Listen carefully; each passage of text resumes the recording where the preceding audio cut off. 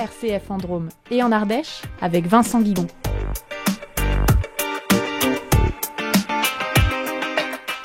Frédéric Gobert, bonjour. Bonjour.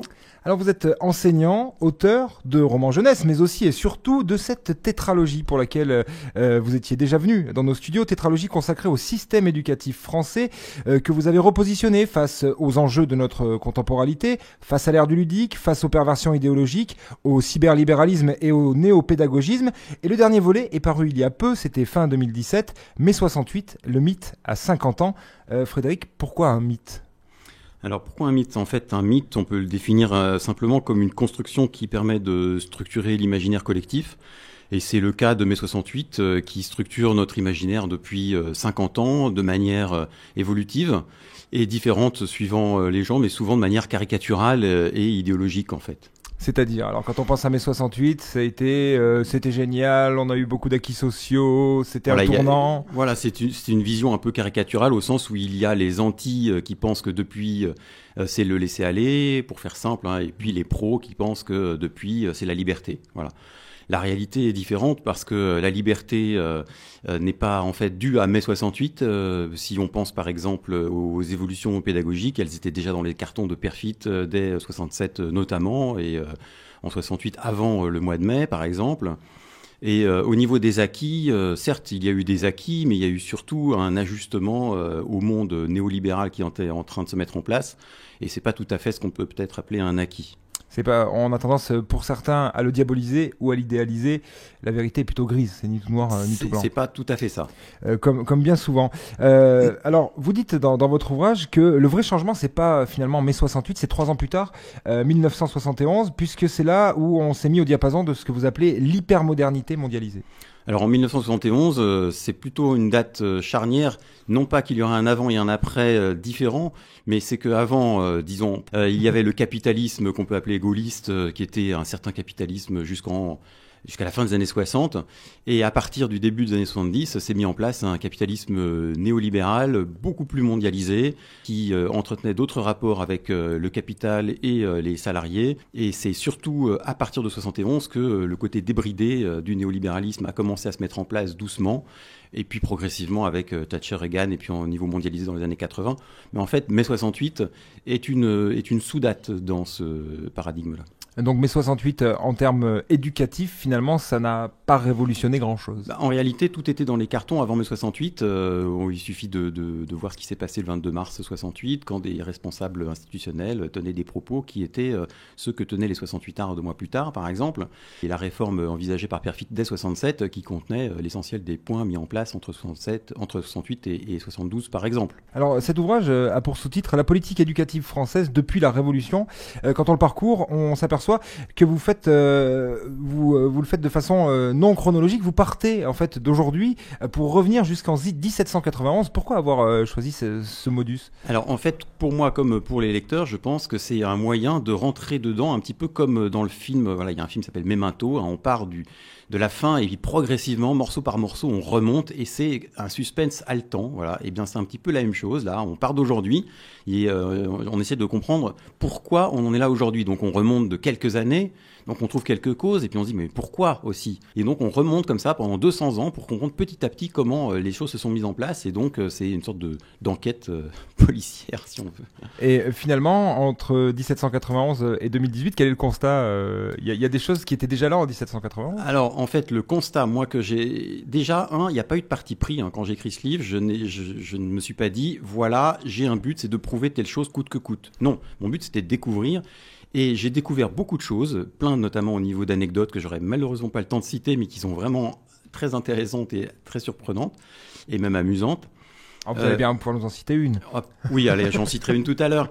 Mais sinon, ce qui m'a surtout frappé, c'est la continuité de la politique éducative. C'est-à-dire que ce qu'on a tendance à dire, c'est qu'il y a eu des politiques éducatives. On va par exemple, opposer Ferry dans les années 1880 aux pédagogies contemporaines, voilà, des caricatures qui ne correspondent pas à la réalité. Parce que quand on regarde de près, on se rend compte que ce qui est frappant, c'est la continuité de la politique éducative qui était toujours, en fait, une adaptation du système éducatif, ou de ce qu'on n'appelait pas encore comme ça au XIXe siècle, au grand capital. Voilà, c'est ça qui est frappant, que depuis la Révolution française jusqu'à aujourd'hui, systématiquement, quels qu'aient été les choix des dirigeants, ça a toujours été l'adaptation du système éducatif, de l'éducation, des méthodes au grand capital. Vous l'expliquez comment? Parce que l'éducation est censée préparer les futurs acteurs de ce grand capital. Voilà, c'est ça. C'est que ça révèle une chose, c'est que celui qui a le pouvoir, c'est le grand capital. Indépendamment qu'on soit sous la monarchie, sous Napoléon III ou sous la République, il n'y a aucun changement. Même sous Pétain, c'est pareil, exactement.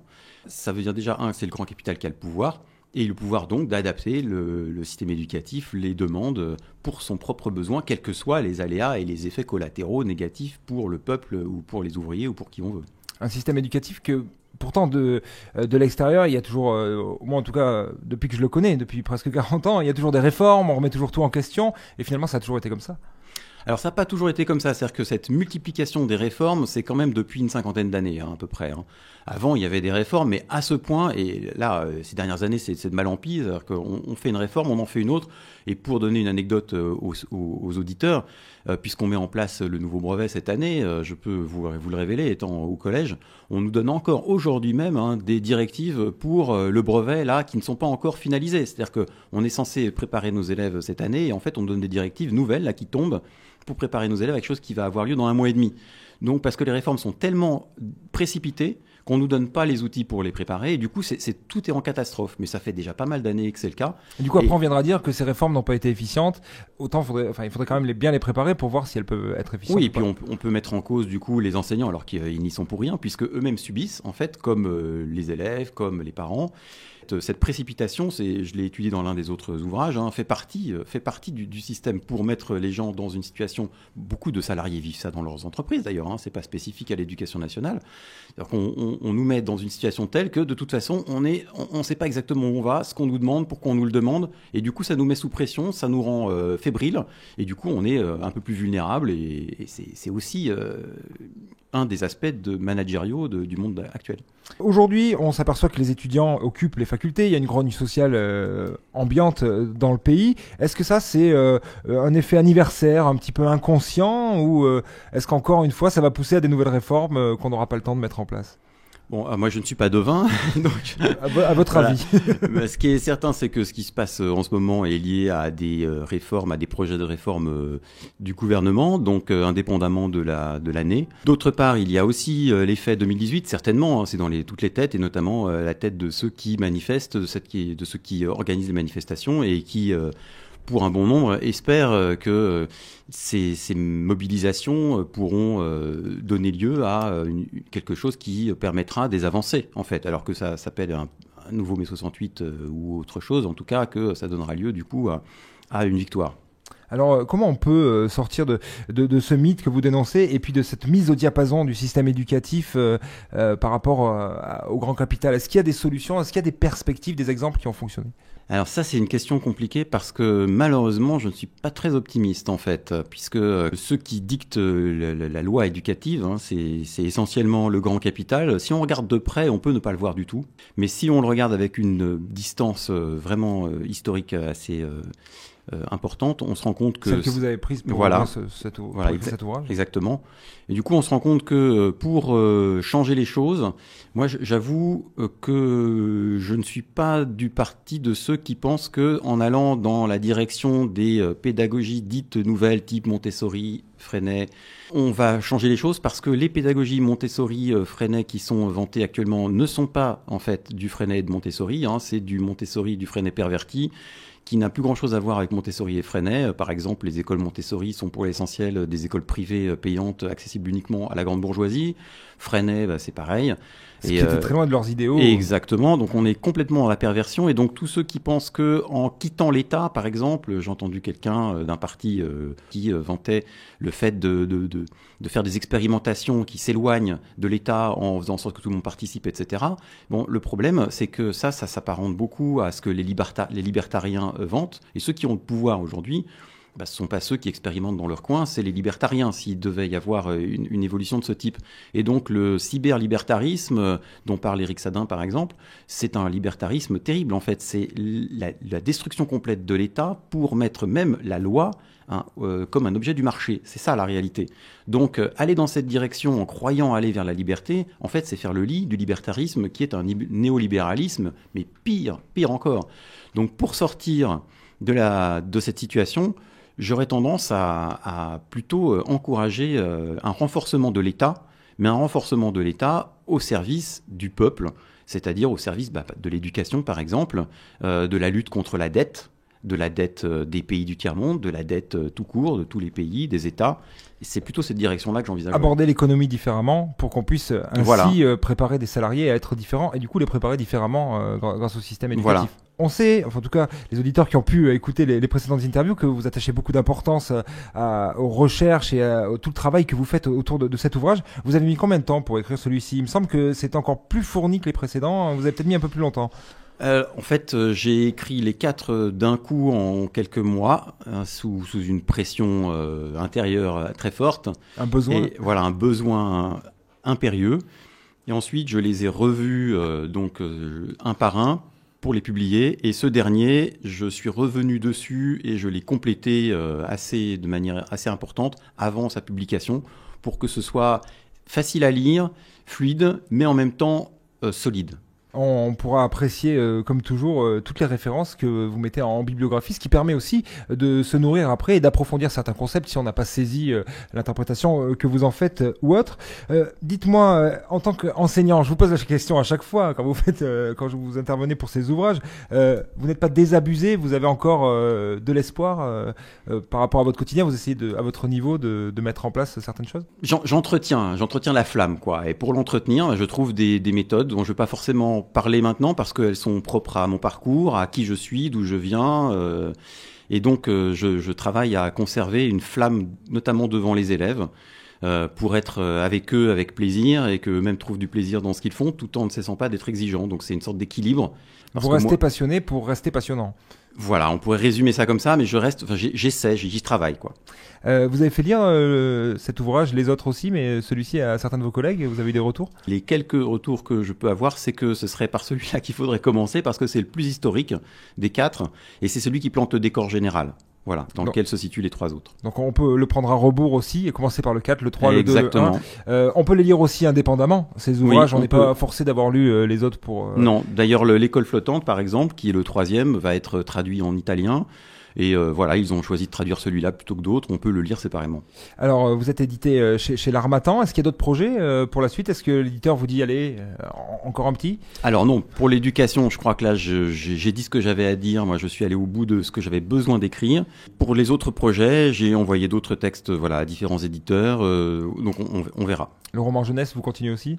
Pour l'instant, il s'agit de romans pour adultes d'anticipation. Quand vous dites que vous êtes allé au bout de ce que vous vouliez écrire, ça a été un exutoire, on l'imagine assez bien, une thérapie même ? Disons que j'avais besoin de l'écrire parce que c'était vraiment très compliqué de vivre dans un univers éducatif qui était devenu pour moi complètement incompréhensible. Donc maintenant, j'y vois clair, je sais où je vais, je sais où je mets les pieds, je sais à quoi je m'oppose et comment faire pour essayer de faire en sorte que les contradictions et les conflits soient les plus assouplis possibles pour vivre ça au mieux et rendre le travail plus agréable aussi pour les élèves et plus sain. Ça a fait du bien à votre vocation. Oui. Alors, on avait dit qu'on donnerait une petite anecdote. Oui, exact, alors, c'est vrai, et on a le temps, donc vous pouvez y aller. Alors allons-y, parce que des anecdotes, il y en a quand même pas mal, et donc je ne sais pas laquelle choisir, mais on pourrait choisir par exemple la question de l'enseignement mutuel. Voilà, dans les découvertes que j'ai faites, il y a celle de l'enseignement mutuel, qui a été promue en France par exemple par Napoléon, ou par les régimes qui ont suivi Napoléon. Et pourtant, cet enseignement mutuel, donc, qui n'est pas spécialement une innovation pédagogique, c'est à peu près adapté au goût du jour ce que les néopédagogues actuels promeuvent aujourd'hui, par exemple. Bon, on pourrait prendre d'autres exemples de ce type, comme l'enseignement concentrique qui était à la mode pendant des dizaines d'années au XIXe siècle et qui est revenu aujourd'hui sous l'appellation de l'enseignement spiralaire comme une innovation pédagogique, alors qu'en fait c'était déjà quelque chose qui était mis en place sous un autre terme en 2D, spiralaire c'est en 3D, bon mais on le met au goût du jour, mais sinon, donc en fait il y a pas mal d'indices qui montrent qu'on est beaucoup plus dans l'idéologie que dans une réalité de prise en compte des élèves. C'est un peu fataliste, ça veut dire qu'on a déjà tout essayé ? Non, pas du tout, mais ça veut dire qu'on est dans l'idéologie, quoi. Là, donc, il faudrait peut-être voir les choses autrement. Merci beaucoup d'avoir été avec nous. Merci à vous. Frédéric Gobert. Je rappelle aux auditeurs qui veulent vous rencontrer que c'est possible au magasin Culturu à Lissas le 19 mai. Vous allez toute la journée cet ouvrage et puis aussi les autres si on vient avec la collection avec complète. Tous les livres, voilà. Eh bien, ce sera avec beaucoup de plaisir et puis on attendra avec beaucoup d'impatience votre prochaine parution. Merci beaucoup. Merci d'être venu nous voir sur RCF. À bientôt. RCF en Drôme et en Ardèche avec Vincent Guigon.